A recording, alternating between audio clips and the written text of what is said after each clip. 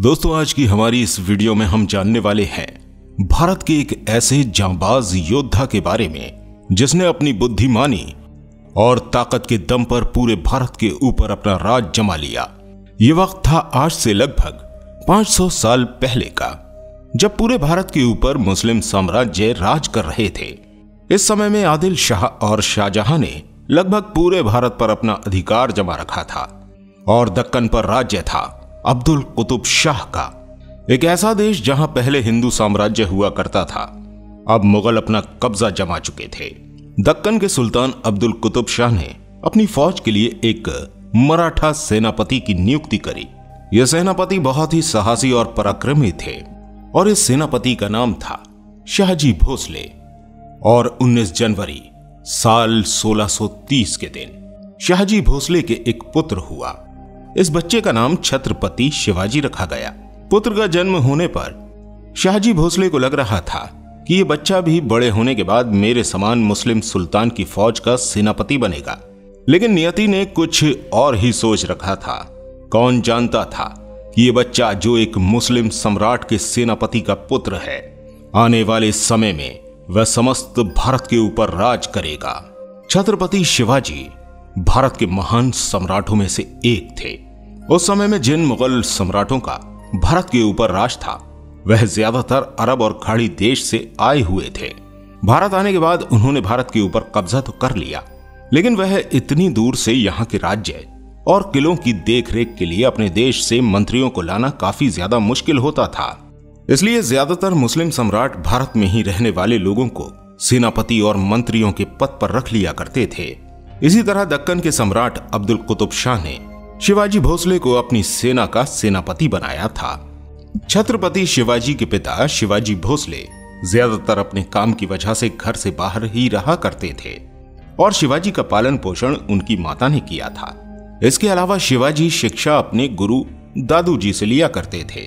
शिवाजी के गुरु का कहना था कि जब शिवाजी बड़े हो जाएंगे तो वह भी मुस्लिम सम्राट के एक बहुत अच्छे सेनापति के रूप में नियुक्त होंगे।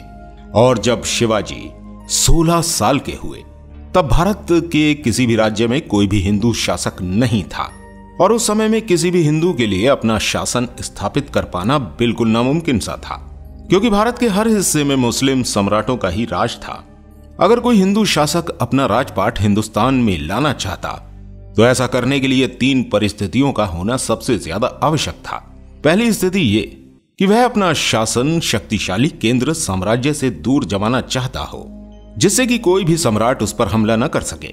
इसके अलावा जमीन बंजर हो ताकि कोई भी मुस्लिम सम्राट उस पर कब्जा न करना चाहे। और तीसरा यह कि वह राज्य जंगलों के बीच हो, चारों तरफ उस राज्य के जंगल ही जंगल मौजूद हों ताकि छापामार युद्ध और गोरिल्ला युद्ध किया जा सके। और सन 1646 में जब शिवाजी 16 साल के थे तब उनके लिए ये सभी परिस्थितियां अनुकूल बनी। उन्होंने कई सारे किसानों को जोड़ा और किसानों के समर्थन के जरिए अपनी एक सेना बनाई। शिवाजी को यह बात बहुत अच्छी तरह पता थी कि कोई भी साम्राज्य स्थापित करने के लिए किले बहुत महत्वपूर्ण भूमिका निभाते हैं, और इसी वजह से उन्होंने महज 15 साल की उम्र में ही आदिल शाह के कई सारे अधिकारियों को रिश्वत का लालच देकर तोड़ना शुरू कर दिया। और सबसे पहले उन्होंने चाकन और कुंधाना के किले को अपने कब्जे में ले लिया और फिर उन्होंने मुल्ला अहमद को हराकर थाना फोर्ट, कल्याण फोर्ट, भिवंडी फोर्ट पर भी कब्जा कर लिया। जब इन घटनाओं के बारे में आदिल शाह के साम्राज्य में खबर हुई तो आदिल शाह के साम्राज्य में हड़कंप मच गया। पूरे भारत पर मुगलों का राज होने पर ऐसा कौन हिंदू योद्धा पैदा हो गया जो मुस्लिम साम्राज्य में दखलंदाजी कर रहा है। और जब आदिल शाह को पता चला कि यह काम करने वाला उनके ही सेनापति शिवाजी भोसले का बेटा छत्रपति शिवाजी है, तो आदिल शाह को बहुत गुस्सा आया और उसने शिवाजी के पिता शिवाजी भोसले को बंदी बना लिया। अपने पिता के गिरफ्तार होने की वजह से शिवाजी ने आदिल शाह के ऊपर सीधे आक्रमण नहीं किया। शिवाजी लगभग 7 साल तक शांत रहे और सही मौके का इंतजार करते रहे। इस 7 साल के अंदर शिवाजी ने अपनी सेना को बहुत बड़ा कर लिया और फिर समय वो आया जब धीरे धीरे करके शिवाजी ने 50 से ज्यादा किलों पर कब्जा कर लिया। बहुत कम समय में इतने ज्यादा किलों पर कब्जा करने की वजह से जनता में छत्रपति शिवाजी के नाम का प्रभाव बढ़ने लगा। हिंदू समाज को लग रहा था कि अब उनके बीच कोई एक ऐसा योद्धा मौजूद है जो मुगल साम्राज्य को टक्कर दे सकता है। यह सब होता देखकर 1659 में बीजापुर की बड़ी साहिब ने अपने सेनापति अफजल खान को 10,000 सैनिकों के साथ शिवाजी के ऊपर आक्रमण करने के लिए भेज दिया। उस वक्त अफजल खान सबसे ज्यादा क्रूर और ताकतवर सेनापति था। अफजल खान ने शिवाजी को उकसाने के लिए सबसे पहले कई सारे मंदिरों में आग लगवा दी और उन्हें तुड़वा दिया। इसके अलावा कई सारे हिंदू नागरिकों का भी कत्ल कर दिया गया। अफजल खान बहुत अच्छी तरह जानता था कि छत्रपति शिवाजी एक बहुत बुद्धिमान व्यक्ति हैं, इसलिए उसने एक एक करके सभी किलों को अपने कब्जे में ले लिया। कहीं ना कहीं अफजल खान भी शिवाजी से डरा हुआ था और अफजल खान ये जानता था कि छत्रपति शिवाजी महाराज को इतनी आसानी से हराना नामुमकिन है। इसलिए उसने शिवाजी महाराज को मारने के लिए एक योजना बनाई। अफजल खान ने शिवाजी महाराज को मिलने के लिए बुलवाया। छत्रपति शिवाजी महाराज ने अफजल खान से मिलने के लिए फौरन हामी भर ली। अफजल खान और शिवाजी जैसे ही एक दूसरे से मिलने पहुंचते हैं और एक दूसरे के समीप खड़े होते हैं, तब अफजल खान शिवाजी को गले लगाने के लिए आगे बढ़ता है और धोखे से अपना चाकू निकालकर छत्रपति शिवाजी महाराज को मारने ही वाला होता है। तभी शिवाजी महाराज फौरन अपना चाकू निकाल लेते हैं और अफजल खान के पेट में चाकू से प्रहार कर देते हैं। अफजल खान की वहीं मौत हो जाती है और अफजल खान की मौत के बाद छत्रपति शिवाजी महाराज का नाम और भी ज्यादा प्रसिद्ध हो जाता है। अब ज्यादातर लोग मुस्लिम सम्राटों से डरना बंद कर चुके थे और अब बीजापुर के सुल्तान छत्रपति शिवाजी जी को मारने के लिए आगे आते हैं और अपनी सेना के सेनापति रुस्तम जवान को शिवाजी की हत्या करने के लिए भेज देते हैं। रुस्तम खान की सेना काफी ज्यादा बड़ी थी। इस सेना ने शिवाजी के ऊपर आक्रमण कर दिया। महाराज छत्रपति शिवाजी की सेना रुस्तम खान की सेना से छोटी थी, फिर भी महाराज शिवाजी ने अपनी सूझबूझ और बुद्धि के दम पर कम सेना होने पर भी रुस्तम खान को हरा दिया। रुस्तम खान के मरने के बाद आदिल शाह ने अपने दूसरे सेनापति सिद्दी जौहर को शिवाजी के ऊपर आक्रमण करने के लिए भेज दिया, लेकिन आदिल शाह इस बार भी नाकाम रहा। कई सारे मुस्लिम सम्राटों ने शिवाजी महाराज को मारने के लिए कई युद्ध लड़े, लेकिन कोई भी सफल नहीं हो सका और धीरे धीरे करके महाराज शिवाजी का राज्य बढ़ता चला गया और उनकी सेना और भी ज्यादा विशाल और ताकतवर बनती चली गई। और फिर बीजापुर की बड़ी बेगम ने छत्रपति शिवाजी को मारने के लिए औरंगजेब से मदद मांगी। औरंगजेब ने बीजापुर की बड़ी बेगम की बात मानकर अपने मामा शाइस्त खान को 1.5 लाख सैनिकों के साथ महाराजा शिवाजी से युद्ध के लिए भेज दिया। शाइस्त खान इस युद्ध में सफल हो गया और अपनी सेना के बल पर पूरे पुणे पर अपना अधिकार जमा लिया।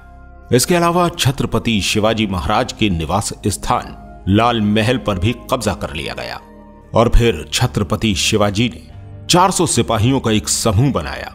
इन सिपाहियों को लेकर एक बारात के साथ बारातियों के भेष में पुणे के अंदर प्रवेश कर लिया और फिर सही मौका पाकर रात के समय में उन्होंने लाल महल में घुसकर शाइस्त खान के ऊपर हमला कर दिया। शाइस्त खान ने जैसे ही शिवाजी महाराज को अपने सामने पाया तो उसने अपनी जान बचाने के लिए वहां से भागने की कोशिश करी और बचने के लिए खिड़की से कूद गया, लेकिन शिवाजी ने उसके ऊपर तलवार से वार कर दिया। इस वार में उसकी जान तो नहीं गई, लेकिन उसके हाथ की 5 उंगलियां इस वार की वजह से कट गईं और इस घटना की वजह से शाइस्त खान की काफी ज्यादा बदनामी हुई। इस वक्त शिवाजी महाराज अपने साम्राज्य को काफी ज्यादा विस्तार से फैला चुके थे और उनकी सेना भी काफी ज्यादा बड़ी हो चुकी थी। साल 1664 तक छत्रपति शिवाजी महाराज कई सारे मुगल सल्तनत पर हमला कर चुके थे और उसे तबाह भी कर चुके थे। और फिर इसी साल औरंगजेब ने अपने एक 60 साल के सेना नायक मिर्जा राजा जयसिंह को अपने 1.5 लाख सैनिकों के साथ महाराज शिवाजी से लड़ने के लिए भेज दिया। छत्रपति शिवाजी महाराज औरंगजेब से हार तो गए और उन्हें इस युद्ध में हारने की वजह से काफी भारी कीमत चुकानी पड़ी। उन्हें अपने खजाने का काफी बड़ा हिस्सा हार के रूप में औरंगजेब को देना पड़ा और फिर उन्हें अपने 9 वर्ष के पुत्र को लेकर आगरा पलायन करना पड़ा। इस युद्ध के बाद औरंगजेब ने पहले निर्णय लिया कि वह छत्रपति शिवाजी महाराज को मुगल दरबार में कोई पद दे देगा, क्योंकि वो एक बहुत ही जांबाज योद्धा थे। लेकिन फिर औरंगजेब का मन बदल गया और उसने छत्रपति शिवाजी महाराज को घर में कैद करने का हुक्म दे दिया। लेकिन शिवाजी महाराज एक बहुत बुद्धिमान व्यक्ति थे। वह इतनी आसानी से हार मानने वालों में से नहीं थे। शिवाजी महाराज ने सबसे पहले बीमार होने का छल किया और अपने स्वास्थ्य को ठीक करने के लिए उन्होंने कहा कि मैं साधु संतों के आशीर्वाद से ठीक हो सकता हूं और इसके लिए मेरी इच्छा है कि साधु संतों को रोज मिठाई और उपहार भेजे जाएं और वह खुद ही श्रमिक का भेष बनाकर मिठाई और उपहार पहुंचाने के बहाने घर से सफलतापूर्वक बाहर निकलने में कामयाब हो गए। यहां से शिवाजी महाराज रायगढ़ पहुंच गए। इसके बाद साल 1670 तक छत्रपति शिवाजी महाराज ने कई सारे युद्ध और लड़ाइयां लड़ी और सिर्फ 4 महीने के अंदर ही अपने राज्य का एक बहुत बड़ा हिस्सा मुगलों के अधिकार से छीन लिया। इसके बाद साल 1671 से 1674 तक औरंगजेब ने दोबारा से छत्रपति शिवाजी महाराज को बंदी बनाने के लिए कई सारे प्रयास किए, लेकिन औरंगजेब इस बार सफल नहीं हो सका। औरंगजेब ने अपने कई ताकतवर योद्धाओं जैसे दाऊद खान और मोहम्मद खान को शिवाजी महाराज से युद्ध करने के लिए भेजा, लेकिन कोई भी छत्रपति शिवाजी महाराज के सामने नहीं टिक पाया। और इसके बाद साल 1672 में अली आदिल खान की मृत्यु हो गई और फिर बीजापुर के राजा के रूप में नियुक्त हुए छत्रपति शिवाजी महाराज। हिंदू रीति रिवाज के अनुसार छत्रपति शिवाजी महाराज का राज्य अभिषेक किया गया। वह मराठा के राजा बन चुके थे। ऐसा कई सदियों के बाद हुआ था कि कोई हिंदू राजा भारत के किसी राज्य पर राज कर रहा था। छत्रपति शिवाजी महाराज बहुत ही ज्यादा जांबाज और बहादुर होने के साथ साथ एक बहुत ही योग्य शासक थे, क्योंकि छत्रपति शिवाजी महाराज ने कभी भी जनता के धर्म के आधार पर किसी के साथ किसी भी तरह का पक्षपात नहीं किया। वह सभी को एक समान मानते थे। उनके राज्य में कई सारे मुस्लिम अधिकारी भी नियुक्त किए गए। इसके अलावा वह स्त्रियों का बहुत सम्मान करते थे। वह युद्ध में हारने वाले दुश्मनों की स्त्रियों को भी सही सलामत वापस भिजवा दिया करते थे। गोरिल्ला युद्ध, किलों का इस्तेमाल और नौसेना का निर्माण सबसे पहले भारत में छत्रपति शिवाजी महाराज ने ही करवाया था। जब उन्होंने अपनी सेना का निर्माण किया तब उनकी सेवा में सिर्फ 2000 सैनिक थे और उनके अधिकार में सिर्फ 4 किले थे। लेकिन जब छत्रपति शिवाजी महाराज की मृत्यु हुई तब उनकी सेना में सैनिकों की संख्या 1 लाख हो चुकी थी और उनके अधिकार में 300 से भी ज्यादा किले थे। छत्रपति शिवाजी महाराज की मृत्यु का कारण उनकी तबीयत ठीक न रहना था।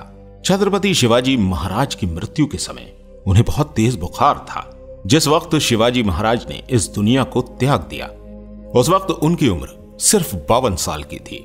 छत्रपति शिवाजी महाराज वह शासक थे जिनकी वजह से भारत में से मुगल साम्राज्य खत्म होकर हिंदू शासन आया था।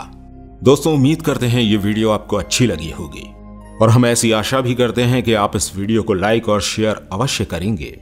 मिलते हैं आपसे अगली वीडियो के साथ। तब तक अपना बहुत सारा ध्यान रखिएगा। धन्यवाद।